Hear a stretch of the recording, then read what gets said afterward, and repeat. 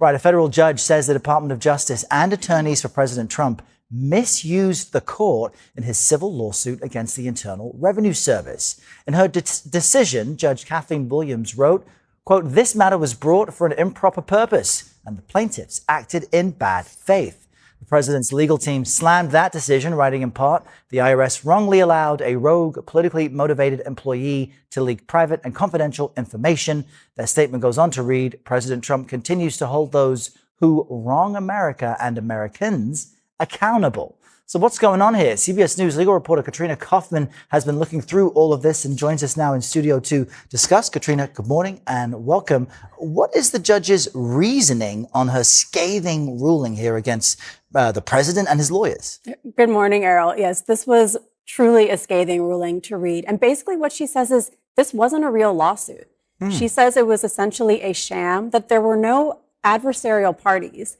In a lawsuit, you want two sides with actual opposing views. And she outlines how basically President Trump was just... Hi, friends. John back again missed these sessions. A judge delivered a knockout blow to Trump's legal defense are fundamentally inaccurate. The real story is far less dramatic. The narrative has been stretched to sound more explosive than what actually happened in court. The truth is more nuanced. Let me walk you through what really happened, because the truth is actually quite interesting in its own right, even if it lacks the dramatic tension of a courtroom showdown. There was indeed a federal judge who issued a ruling. That part is real, and the ruling was indeed significant, but there was no live event. There was no televised moment. There was no dramatic collapse of a legal defense in front of cameras. What actually happened was a federal judge in Florida in control of every party involved in this case. So she says there was no actual adversarial process here, and that really this was just brought to essentially get an official legal stamp from the court to make it seem like this had been legitimate and that this settlement was gotten in a way that was actually approved by our judicial system. She says none of that's true. And so as a result, she essentially just says that this cannot go forward. And what are the consequences of the judge looking into the available evidence and making this type of ruling? I mean, the administration has said that they're not moving forward with the settlement, so it's unclear whether it actually voids anything. But she says that President Trump, his sons, they can't actually refer to this settlement if they're audited later. And most immediately, Errol, there are potential consequences for attorneys here. She refers President Trump's attorney for possible disciplinary action. There's another one of his attorneys who was involved. She says he can't try to work in Florida for the next year. And even more importantly, when it comes to acting Attorney General Todd Blanche, she wants this order sent to the New York State Bar. Wrote a detailed legal opinion that was issued through normal court procedures. She found problems with a specific lawsuit and with a settlement that had been proposed. She voided that settlement and referred the former president's lawyers to disciplinary authorities. That's real. That's significant. That's worth discussing. But it's a far cry from a live courtroom collapse. The ruling was done in writing. It was issued to the parties involved.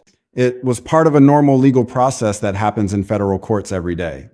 And most importantly, the case is not over. An appeal has already been filed. Which is where Blanche is barred, and the same for Stanley Woodward, also for the DOJ, sent to Washington, D.C., so that this can be part of an investigation into their behavior as well. So the judge found that their behavior was necessary enough now for review to the highest degree, I guess, for a lawyer. And I'm wondering how this could impact Blanche's, the acting attorney general, his efforts to be Trump's nominee, to be the next AG. His confirmation hearing is tomorrow.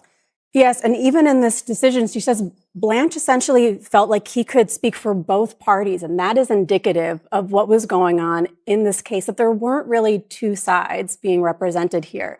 And yes, tomorrow he has his confirmation hearing. It is not a good look 2 days before for an order like this to be sent to the New York Bar Association by a judge, and for the way that he is handling himself in court, the way he's handling DOJ to be so scathingly questioned and rebuked by this judge. Just remarkable developments. Katrina Kaufman, thanks for walking us through all of it. The legal fight continues. So when you see headlines screaming about a bombshell ruling that ended everything, You need to understand that the story is much more complicated and much less dramatic than the headlines suggest. This is where we need to slow down and really examine what happened, because understanding the actual events helps you see through the sensationalism. The case in question was a lawsuit filed by the former president against the Internal Revenue Service. This settlement between Donald Trump and the US government is now legally invalid. The agreement had granted the president immunity from tax audits and set up a fund to compensate Trump allies who believed they'd been unjustly persecuted. On Monday, federal judge Kathleen Williams argued the initial lawsuit was filed in bad faith and the result was collusive. She found the two parties did not have opposing interests. Trump, the plaintiff, was president and therefore in charge of the Internal Revenue Service, the defendant. This was an attempt to use the court to provide some legitimacy to an agreement to confer immunity to people and entities affiliated with the president, and to earmark billions of dollars from American taxpayers to redress grievances not defined in the law. The lawsuit alleged that someone at the IRS had improperly leaked his tax returns. If true, that would indeed be a violation of law and privacy. Tax returns are supposed to be confidential. They're not supposed to be disclosed to the public or to political opponents. So the basic premise of the lawsuit was legitimate. Something may have gone wrong at the IRS, and the former president was seeking compensation for that alleged violation. Nearly every president since Richard Nixon has voluntarily released their tax records, but Trump became the exception when he refused to do so during his first term. In 2019, a contractor leaked more than 2 decades of his tax information to the press. In January of this year, Trump, his sons Eric and Donald Jr., and the Trump Organization sued the IRS and the Treasury Department for $10 billion, alleging the government failed to prevent the unlawful disclosure of the president's tax returns. The settlement's so-called anti-weaponization fund was quickly scrapped after it sparked uproar among both Democrats and Republicans. And now the IRS could move forward with future audits into Trump's tax claims, as the judge's decision prevents parties involved in the case from referring to the settlement or citing its terms in future proceedings. He was asking for a massive amount, a sum that would certainly get anyone's attention. That's the background of the case. That's what started this whole legal battle. But here's where things get complicated. The lawsuit was against the government. And at the time the lawsuit was filed, the former president was the head of the government. So the person suing the government was also in charge of the government being sued. This created a very unusual situation. The plaintiff and the defendant were, in a sense, the same person. The former president was suing an agency that he controlled. He was seeking compensation from an agency that he oversaw. And then he and the government started negotiating a settlement. A settlement is supposed to be a resolution between two opposing parties who have genuine disagreements. But when one person effectively controls both sides of the dispute, the negotiation becomes something else entirely. It becomes a negotiation with yourself. And that's what the judge found problematic. The judge saw this arrangement and recognized the constitutional problem. She said the former president was using the lawsuit to get judicial approval for a settlement that had no legitimate legal basis. She said he was trying to use the courts to approve something that couldn't be approved through normal government processes. She said this was an improper use of the legal system. So she voided the settlement. She said it couldn't be enforced. She said it couldn't be used in any official proceedings. She essentially said the entire settlement agreement was worthless. And then she went a step further. She referred the former president's personal lawyers to disciplinary authorities. She suggested they might have violated ethics rules by participating in this arrangement. That could have serious consequences for those lawyers. They could face disciplinary action ranging from reprimand to suspension to disbarment. This was not a slap on the wrist. This was a serious judicial rebuke. All of this is significant. All of this is worth reporting. But notice what didn't happen. There was no live courtroom collapse. There was no dramatic moment where the former president's defense fell apart in front of cameras. There was no televised destruction of a legal strategy. The judge issued a written ruling. She explained her reasoning in writing. The ruling was filed with the court and made available to the public through normal legal channels. This is how most federal civil cases proceed. Lawyers submit written arguments, judges consider those arguments and issue written decisions. There's nothing dramatic about it. It's the normal operation of the legal system. But the headline makes it sound like something completely different. It makes it sound like a live event. It makes it sound like a courtroom drama. It makes it sound like the former president's lawyers were caught off guard and their defense fell apart in real time. None of that happened. The headline is "Fiction Masquerading as News." Now, let's talk about why this distinction matters. It matters because when you believe the sensational version, you think the legal fight is over. You think the former president lost. You think the case is resolved. But none of that is true. The former president has already appealed the judge's ruling. He's fighting the decision.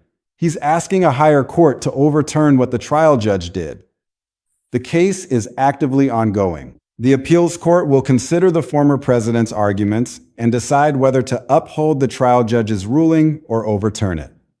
This is the normal legal process. This is how the system works. When you lose at the trial level, you appeal. You ask the next level of court to review what happened. You argue that the trial judge made a mistake. You try to get a different outcome. That's exactly what's happening here. So the case is not over. The legal fight continues. The former president has not been finally defeated. The headline that suggests otherwise is simply wrong. Let me also address the issue of bad faith, because the judge's finding here is significant. The judge found that the lawsuit was filed in bad faith. That's a serious finding. It means the judge thought the lawsuit was not being pursued for a legitimate legal purpose. It means the judge thought the lawsuit was an abuse of the court system. That's a serious allegation. Courts don't make such findings lightly. They require evidence that someone is using the courts improperly. And here, the judge found that evidence. She found that the former president was using the lawsuit to try to get judicial cover for something that should have been handled through normal government procedures. She found he was trying to use the courts to approve a settlement that had no legitimate basis. That's why she referred his lawyers to disciplinary authorities. She was saying that this behavior was so improper that the lawyers who participated in it might need to face professional consequences. That's significant. That's worth reporting. But it's also subject to appeal. The former president's lawyers can argue that the lawsuit was not filed in bad faith. They can argue that the settlement was legitimate. They can argue that the judge misunderstood the situation, and the appeals court will consider those arguments. So even the bad faith finding is not final. It's part of an ongoing legal process. What's also important to understand is the context of this case within the broader legal picture. The former president faces multiple legal challenges. Some are criminal cases, some are civil cases, some are in state court, some are in federal court. Some have gone against him, some have gone in his favor, some are still pending. This case is just one of many, and it's a civil case, not a criminal case. It's about money and legal procedure, not about potential jail time. So when you see headlines about bombshell rulings, you need to ask yourself what kind of case this is and what's actually at stake.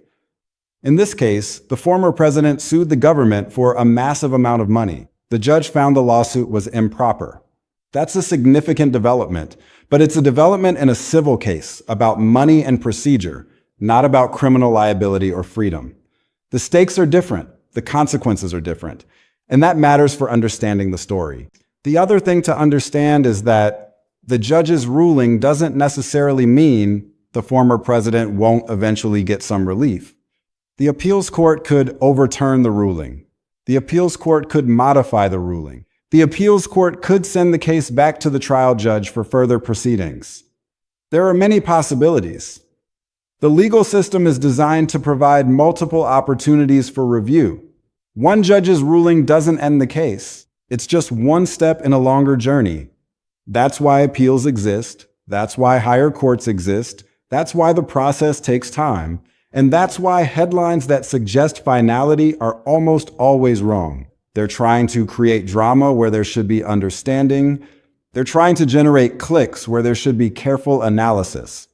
They're trying to sell you a story that's more exciting than reality. Now, let me talk about the disciplinary referral, because that's another aspect of this story that's been sensationalized. The judge referred the former president's lawyers to the Florida Bar, which is the organization that oversees lawyers in that state. The judge suggested the lawyers might have violated ethics rules. This doesn't mean the lawyers are guilty of anything. It means the judge thought there was enough concern to warrant an investigation. The Florida Bar will now decide whether to investigate, and if they do, whether to bring disciplinary proceedings. The lawyers will have the opportunity to respond. They'll be able to explain their actions and argue that they didn't violate any rules. The process will take time. The outcome is uncertain. The lawyers could face discipline, or they could be cleared of any wrongdoing. We don't know yet. So when you see headlines suggesting the lawyers are in trouble, you should understand that this is just the beginning of a process, not the end of one. Let me also address the timing, because the timeline matters for understanding what's happening. The judge issued her ruling. Then the former president asked for a stay, which is a request to pause enforcement of the ruling while the appeal proceeds. This is a normal legal procedure. When someone appeals, they often ask the appeals court to put the ruling on hold temporarily so they don't have to comply with it while the appeal is being considered. The appeals court can grant or deny that request.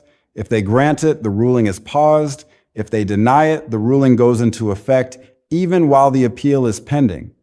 This is a procedural decision that the appeals court will make. It's not a decision about the merits of the case. It's just a decision about timing and enforcement. But it shows that the legal process is actively moving forward.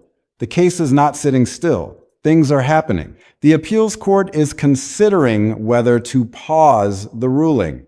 This is all normal activity in a litigated case. I also want to emphasize that the judge's ruling about the settlement is significant because settlements are supposed to resolve disputes. When parties reach a settlement, they expect the court to enforce it. They expect to be able to rely on it. They expect the case to be over. But here, the judge said the settlement was improper and couldn't be enforced. That's unusual. Courts generally enforce settlements. They want parties to resolve their disputes without going to trial. So when a court refuses to enforce a settlement, it's a notable event. It means the judge thought there was something fundamentally wrong with the settlement. It means the judge thought the settlement was so problematic that it couldn't be allowed to stand. That's significant. But again, it's subject to appeal. The former president's lawyers can argue that the settlement was proper and should be enforced. And the appeals court will consider those arguments. Now let's step back and look at the bigger picture. The media regularly sensationalizes court rulings. They take complex legal proceedings and turn them into dramatic narratives. They make every ruling sound like a final defeat or a massive victory. They create the impression that the legal system is moving in a certain direction when the reality is often much more complicated. This is not unique to this case. It happens all the time, and it happens because drama sells. Drama gets clicks. Drama generates engagement. But drama is not the same as accuracy. Drama is not the same as understanding.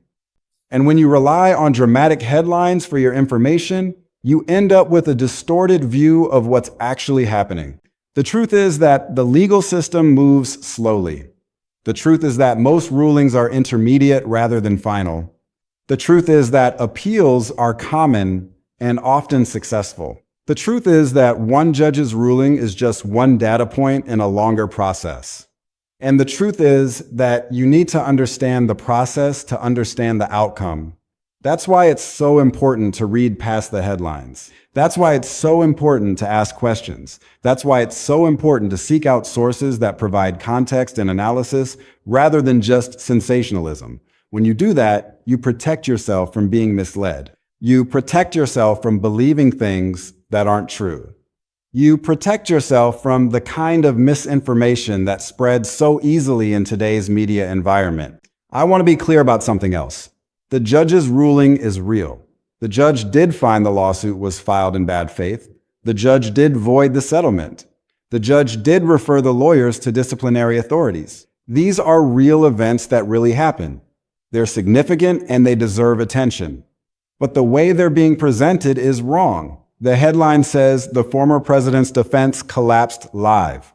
That didn't happen. The judge issued a written ruling. The ruling is significant, but it's not a live event. The case is ongoing. The appeal is pending. The former president hasn't been finally defeated. The legal fight continues. So when you see the headline, you should understand that it's misleading. It's exaggerating what happened. It's creating a false impression of a dramatic event that never occurred. This is where media literacy becomes essential. When you see a headline that seems too dramatic to be true, it probably is. When you see a headline that suggests something is final when it's not, you should be skeptical. When you see a headline that describes a written ruling as a live collapse, you should recognize the exaggeration. The ability to spot these patterns is what protects you from misinformation. It's what allows you to understand what's actually happening rather than what the headlines want you to think. And it's what allows you to make informed judgments about the world around you. The other thing to keep in mind is that the legal system is designed to provide multiple opportunities for review. If you lose at the trial level, you can appeal to a higher court. If you lose at the appellate level, you can sometimes appeal to an even higher court. The process takes time. The process involves many judges and many decisions, and the final outcome often takes years to emerge. This is true in this case. The former president has already filed an appeal. The appeals court will consider his arguments. The process is ongoing. The final outcome is uncertain. So when you see headlines that suggest everything is over, you should remember that in the legal system, almost nothing is ever over quickly. Let me also address the human element here. The lawyers who are facing possible discipline have their careers on the line.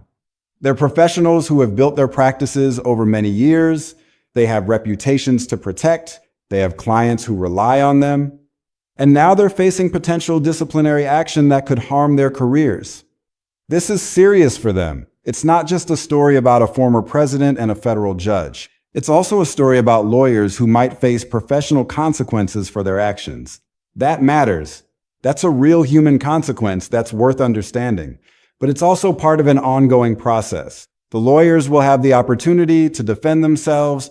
The disciplinary authorities will investigate and make a decision. The outcome is uncertain. So even this aspect of the story is not resolved. It's continuing to unfold. The bottom line is this.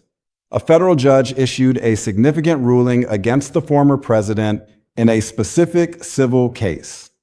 The ruling found bad faith, voided a settlement, and referred lawyers to disciplinary authorities. The former president has appealed. The case is ongoing. The outcome is uncertain. There was no live collapse. There was no dramatic courtroom moment. There was a written decision that was issued through normal legal procedures. The headlines are misleading. The story is more complicated and less dramatic than the headlines suggest. And understanding the real story is essential to staying informed about what's actually happening in the legal system. This is how you read past the sensationalism. This is how you understand the actual events. This is how you stay informed rather than misled.